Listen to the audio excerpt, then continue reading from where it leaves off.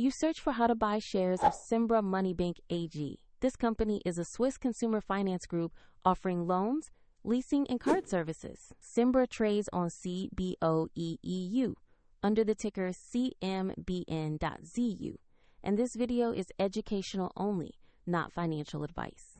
To buy shares, you need a broker, and I use eToro as a neutral example to show the process.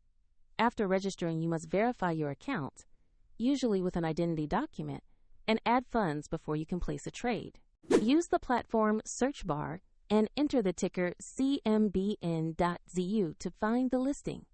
Select the result that clearly displays Cembra Money Bank AG to ensure you have the correct stock. On the asset page, check the company summary and the price chart for recent activity and context. Make sure the page explicitly names Cembra Money Bank AG so you are on the correct listing. To place an order, click Invest, enter the amount you wish to buy, then review order details such as order type and fees before confirming. If the market is closed, the order may be queued until trading resumes, and if you lack funds, the platform will prompt you to deposit before it allows final confirmation. After execution, your position will appear in your portfolio where you can monitor it and set alerts. Check the description for the eToro link if you want to follow the same step-by-step example